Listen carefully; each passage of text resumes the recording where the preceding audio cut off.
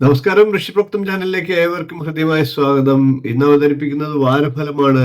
2025 ജനുവരി 12 മുതൽ 18 വരെയുള്ള വാരഫലത്തെ നമുക്ക് പരിശോധിക്കാം. ഓരോ രാശിക്കൂറുകാരുടെയും പ്രത്യേകം പറഞ്ഞു പോകാം.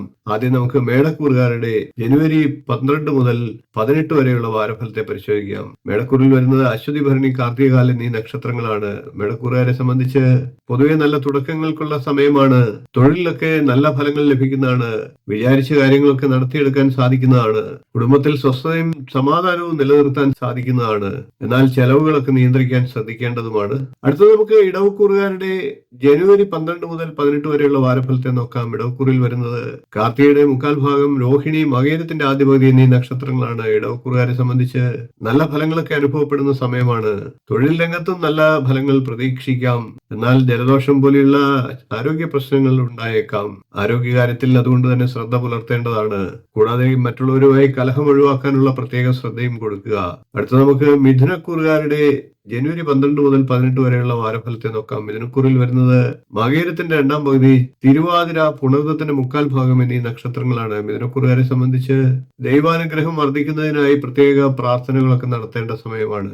കുടുംബകാര്യങ്ങളിൽ അനുകൂല ഫലങ്ങൾ പ്രതീക്ഷിക്കാം. തൊഴിൽ രംഗത്തും സ്വസ്ഥത നിലനിർത്താൻ സാധിക്കുന്നതാണ്. എന്നാൽ കൂടുതൽ യാത്രകളൊക്കെ ആവശ്യമായി വന്നേക്കാം. സാമ്പത്തിക കാര്യങ്ങളിൽ പുരോഗതി ഉണ്ടാകുന്നതാണ്.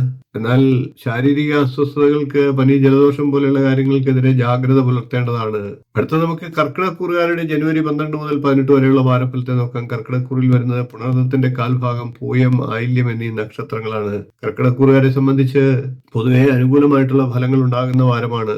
തൊഴിൽ കാര്യങ്ങളിലെ തടസ്സങ്ങളൊക്കെ കുറെയൊക്കെ മാറിക്കിട്ടുന്നതാണ്. ദൈവാനുഗ്രഹം മൂലം വലിയ പ്രതിസന്ധികളൊന്നും ഉണ്ടാകില്ല, അതെല്ലാം മാറിപ്പോകുന്നതാണ്. എന്നാൽ ആരോഗ്യ കാര്യങ്ങളിൽ ശ്രദ്ധിക്കുക എന്ന് മാത്രം. രോഗദുരിതങ്ങളൊക്കെ ഉള്ളവർക്ക് അതിൽ നിന്ന് മോചനം ലഭിക്കുന്നതുമാണ്.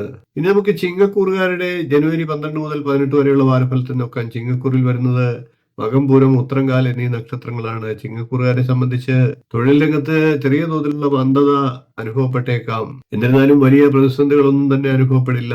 ആഴ്ച അവസാനമാകുമ്പോഴത്തേനും കാര്യങ്ങൾക്ക് മാറ്റമുണ്ടാകും. ബിസിനസ്സുകാരായിട്ടുള്ള ചിങ്ങക്കൂറുകാർക്ക് നേട്ടങ്ങൾ ഉണ്ടാകുന്ന വാരമാണ്. ഇനി നമുക്ക് കന്നിക്കൂറുകാരുടെ ജനുവരി 12 മുതൽ 18 വരെയുള്ള വാരഫലത്തിൽ നോക്കാം. കന്നിക്കൂറിൽ വരുന്നത് ഉത്രത്തിന്റെ മുക്കാൽ ഭാഗം, അത്തം, ചിത്തിരയുടെ ആദ്യ പകുതി എന്നീ നക്ഷത്രങ്ങളാണ്. കന്നിക്കൂറുകാരെ സംബന്ധിച്ച് ഈ ആഴ്ച അനുകൂല ഫലങ്ങൾ പ്രതീക്ഷിക്കാവുന്നതാണ്. ഏറ്റെടുത്ത ദൗത്യങ്ങളൊക്കെ വിജയകരമായി മുന്നോട്ട് കൊണ്ടുപോകാൻ സാധിക്കും. കുടുംബത്തിൽ സ്വസ്ഥതയും സമാധാനവും ഒക്കെ നിലനിർത്താൻ സാധിക്കുന്നതാണ്. ആരോഗ്യ കാര്യങ്ങളിലൊക്കെ കൂടുതൽ ശ്രദ്ധ വേണ്ടതാണ്. ഇനി നമുക്ക് തുലാക്കൂറുകാരുടെ ജനുവരി 12 മുതൽ 18 വരെയുള്ള വാരഫലത്തെ നോക്കാൻ. തുലാക്കൂറിൽ വരുന്നത് ചിത്രയുടെ രണ്ടാം പകുതി, ചോതി, വിശാഖത്തിന്റെ മുക്കാൽ ഭാഗം എന്നീ നക്ഷത്രങ്ങളാണ്. തുലാക്കൂറുകാരെ സംബന്ധിച്ച് ഈ ആഴ്ച ആരോഗ്യകാര്യത്തിൽ കൂടുതൽ ജാഗ്രത വേണ്ട സമയമാണ്. തൊഴിൽ രംഗത്ത് പുതിയ ഉത്തരവാദിത്തങ്ങളൊക്കെ ഏറ്റെടുക്കാനുള്ള സാഹചര്യങ്ങളുണ്ട്. കുടുംബത്തിൽ സ്വസ്ഥത വീണ്ടെടുക്കാനുള്ള സാഹചര്യങ്ങളുണ്ട്. വിദ്യാർത്ഥികളായിട്ടുള്ളവർക്ക് പരീക്ഷകളിലൊക്കെ ഉയർന്ന വിജയം കരസ്ഥമാക്കാൻ സാഹചര്യമുണ്ട്.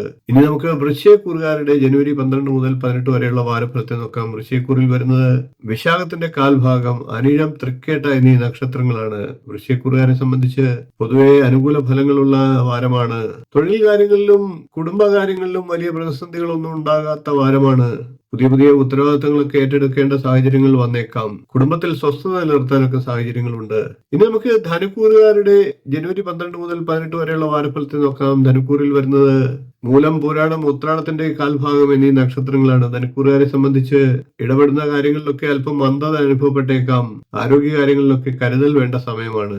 ഈശ്വരാനുഗ്രഹം വർദ്ധിക്കാനായി പ്രത്യേകം പ്രാർത്ഥനകളൊക്കെ ആവശ്യമാണ്. കുടുംബപരമായിട്ടുള്ള കാര്യങ്ങളിൽ ഗുണപരമായിട്ടുള്ള സാഹചര്യങ്ങൾ പ്രതീക്ഷിക്കാവുന്നതാണ്. പൊതുവെ കുടുംബത്തിൽ സമാധാനവും സ്വസ്ഥതയും നിലനിൽക്കുന്നതാണ്.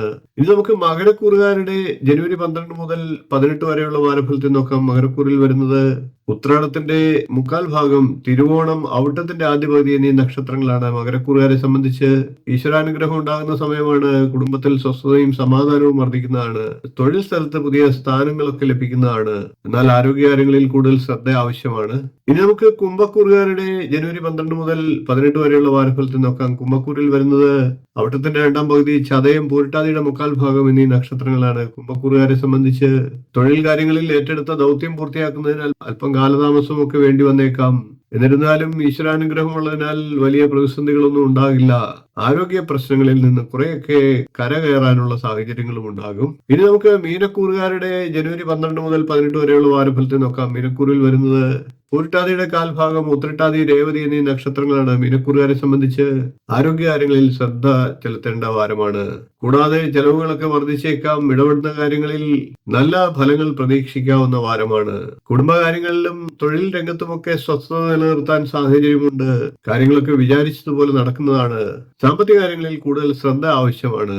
12 രാശിക്കൂറുകാരുടെയും ജനുവരി 12 മുതൽ 18 വരെയുള്ള വാരഫലത്തെയാണ് പറഞ്ഞത്. വീഡിയോ ഇഷ്ടപ്പെട്ടുവെങ്കിൽ ഒന്ന് ലൈക്ക് ചെയ്യുക, ഷെയർ ചെയ്യുക, ചാനൽ ഒന്ന് സബ്സ്ക്രൈബ് ചെയ്യുക, നിങ്ങളുടെ അഭിപ്രായം കമന്റായിട്ട് അറിയിക്കുക. ഇനിയും ഇതുപോലുള്ള നല്ല നല്ല വിഷയങ്ങളുമായി നമുക്ക് വീണ്ടും കാണാം. നന്ദി, നമസ്കാരം, ശുഭദിനം.